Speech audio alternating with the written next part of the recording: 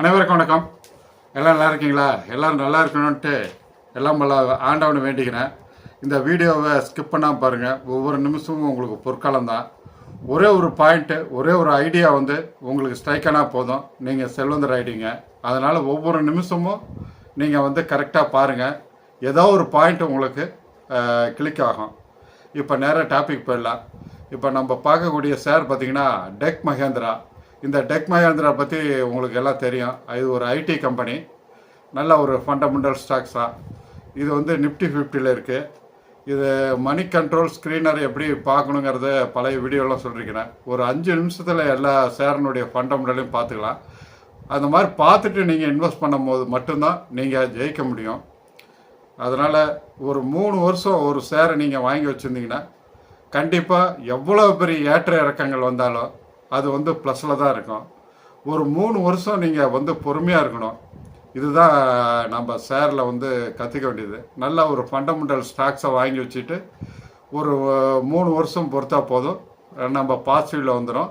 அதே சமயத்தில் 5 வருஷம் பிறக்கும்போது, 10 வருஷம் பிறக்கும்போது நம்ம மிகப்பெரிய லாபத்தை அடைகிறோம். அதுதான் செல்வந்தர்களை இன்றைக்கி ஆயிருக்கவங்க எல்லாமே அதை தான் ஃபாலோ பண்ணிகிட்ருக்காங்க. அது டெக் மஹேந்திரனுடைய ஃபண்டமெண்டலை பார்ப்போம். எல்லோருக்கும் அறிமுகமான கம்பெனி தான். மார்க்கெட் கேபிடலேஷன் 1,36,805 கோடி. இதனுடைய முக மதிப்பு 5 ரூபா. இன்னும் ஸ்பிளிட் பண்ணுறதுக்கு வாய்ப்பு இருக்குது. Book value 273. Dividend yield 2.86%. நல்ல டிவிடெண்ட் ஈல்டு தான். இன்னும் போக போக இன்னும் இதனுடைய டிவிடெண்ட் ஈல்டு அதிகமாகும். இது வருஷத்தில் 3 தடவை நம்மளுக்கு டிவிடெண்ட் தருவாங்க. அதனால் நம்ம இந்த ஸ்டாக்ஸை நம்ம கன்சிடர் பண்ணலாம். Sector P 58, share P 32.16. அதனால் நம்ம இதோட கம்மி தான். இது குறைவாக தான் இருக்குது. ஷேர் பி செக்டார் பியோட குறையாக இருக்குது. நல்ல ஃபண்டமெண்டல் ஸ்டாக்ஸு. சார்ட்டு இது ஜனவரி 2006 தான் ஐபிஓவில் வந்தது. அதனால் 2006லேருந்து இப்போ 18 வருஷம் ஆகுது. ஓரளவுக்கு 90 டிகிரியில் ஏதாவது செங்குத்தாக போயிட்டுருக்கு. தற்போது விலை இது 1400 இருக்குது. அதனுடைய ஐபிஓ ப்ரைஸ் வெறும் 51 ரூபா தான். ஏறக்குறைய 28 மடங்கு வளர்ந்துள்ளது. அதே மாதிரி 5 இயர்ஸ் ரெவன்யூ பார்த்தலாம். இது ஏறுமுகமாக தான் இருக்குது. 2020 36,857 கோடி. 2024 51,995 கோடி. ஏறுமுகமாக தான் இருக்குது. நெட் ப்ராஃபிட்டுக்கு வந்துடலாம். 2020 இதுவும் ஏறுமுகமாக இருக்குது. 2020 3,902 கோடி. இப்போ 2024 2,400 கோடி தான். கொஞ்சம் குறைஞ்சிருக்குது. இருந்தாலும் பரவாயில்ல. இது டிவிடெண்ட் அதிகமாக கொடுக்கறதுனால கொஞ்சம் நெட் ப்ராஃபிட்டு குறைஞ்சிருக்கு. கடன் 0.06% குறைவாக தான் உள்ளது. ரிசர்வ் பார்த்திங்கன்னா ரிசர்வ் அண்ட் சர்ப்ளஸ் 26,228 கோடி இருக்குது. அதனால் பரவாயில்ல. ஷேர் ஹோல்டிங் ப்ரொமோட்டர் 35.09% வச்சுருக்காங்க. எஃப்ஐஐ வெளிநாட்டு முதலீட்டாளர்கள் 24.15 வச்சுருக்காங்க. DII mutual fund and government institution 29.69% வச்சுருக்காங்க. அதை குவார்ட்டருக்கு இந்த எஃப்ஐஐ டிஐஐ வாங்கிட்டே இருக்காங்க. அதனால் நம்ம இதை கன்சிடர் பண்ணலாம். போனஸ் 2015 1:1 போனஸ் வந்திருக்காங்க. மறுபடியும் இது தருவாங்க. அதே மாதிரி ஸ்பிளிட்டு 19/3/2015 10 முகமதிப்புலேருந்து 5 முகமதிப்பாக பண்ணியிருக்காங்க. இதெல்லாம் கார்பரேஷன் எலெக்ஷனில் போனீங்கன்னா கரெக்டாக பார்த்துக்கலாம். இந்த ஷேரை நான் 31/5/2022 இப்போ பக்கமாக தான் வாங்கினேன். ஒரு வருஷம் மேலே ஆகுது. 1026 26 ரூபாயில் நான் வாங்கினேன். அதுக்கு பின்னாடி 25/10/2022 18 ரூபா வாங்கியிருக்கேன் டிவிடெண்ட்டு. 27/4/2023 32 ரூபா வாங்கியிருக்கேன். 20/10/2023 12 ரூபா வாங்கியிருக்கேன். மொத்தம் 62 ரூபா வாங்கிட்டேன். இப்போது அதனுடைய விலை 1400 உள்ளது.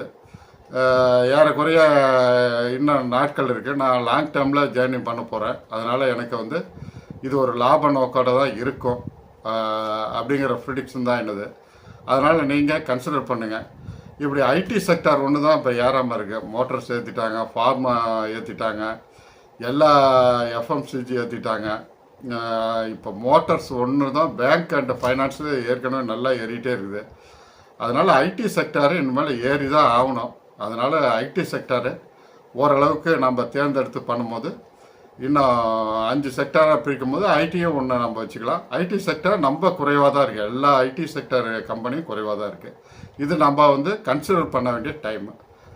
அதே மாதிரி நம்ம ஒரு சின்ன கதையை ஒன்று சுருக்கமாக பார்ப்போம். தன்னம்பிக்கையும் சுயமரியாதையும் அடைய உங்கள் ஆழ்மனதை பயன்படுத்துவது எப்படி. இந்த புக்கை வந்து ஜோசப் மர்பி எழுதியிருக்காரு. அவர் 102வது பக்கத்தில் என்ன குறிப்பிட்டிருக்காருன்னா, உங்களுக்கு தானாக ஒரு மோட்டிவ் சொன்னேன். அதாவது லாஸ் ஏஞ்சலில் இருக்கும் நிறுவனத்தின் நிர்வாகி வந்து 1929 அக்டோபர் மாதத்தில் ஏற்பட்ட பங்கு சந்தை வீழ்ச்சி அடைஞ்சிருச்சு. அந்த டைமில் வந்து அவர் வந்து அந்த நிர்வாகி வந்து எல்லா சொத்துக்களையும் இழந்துட்டார். அவர் ஒவ்வொருத்தருடைய சொத்து மதிப்பு பார்த்தீங்கன்னா $1 மில்லியன் இருந்தது.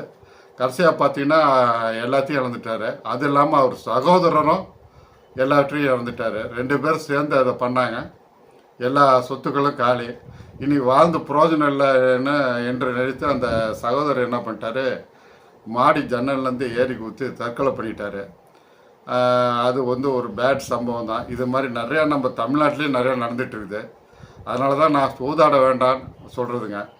சூதாடும் போது இந்த ஆப்ஷன் ட்ரேடிங் எஃப்என்டோ இதெல்லாம் பண்ணும்போது பென்னி ஸ்டாக்கில் போகும்போது இப்படி நம்ம இழக்கிறதுக்கு நிறைய வாய்ப்பு இருக்குது.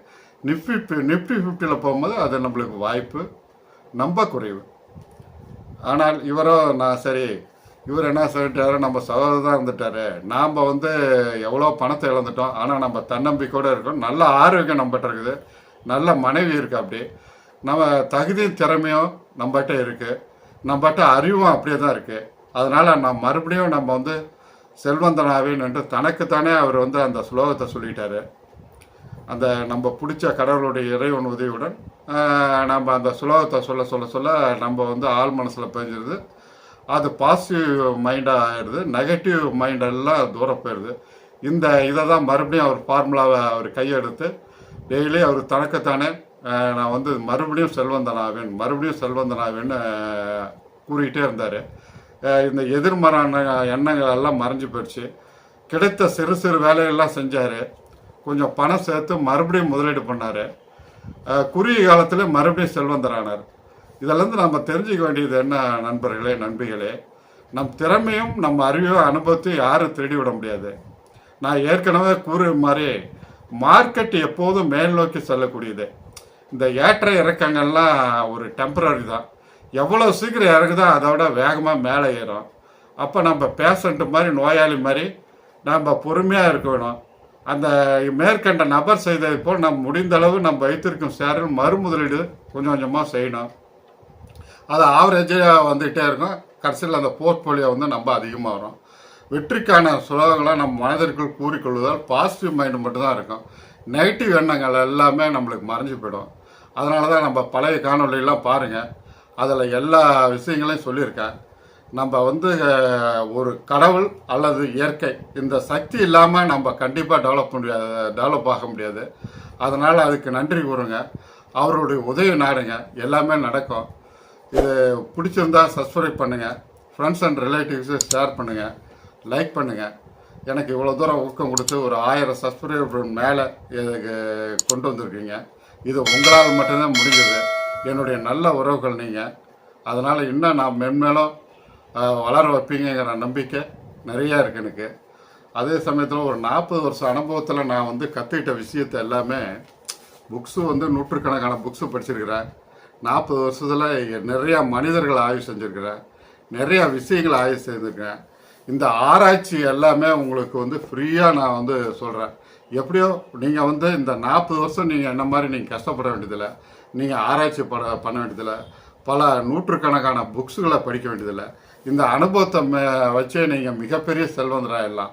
செல்வந்தராகிறதுங்கிற இடம் வந்து நம்ம காலியாக தான் இருக்குது. அது ஈஸியான ஒன்று தான் அப்படிங்கிறத நீங்கள் புரிஞ்சுக்கணும். அதனால் அடுத்த காணொலியில் இன்னும் நிறைய சுவாரஸ்யமான விஷயங்களுடன் உங்களை சந்திக்கிறேன். நன்றி, வணக்கம்.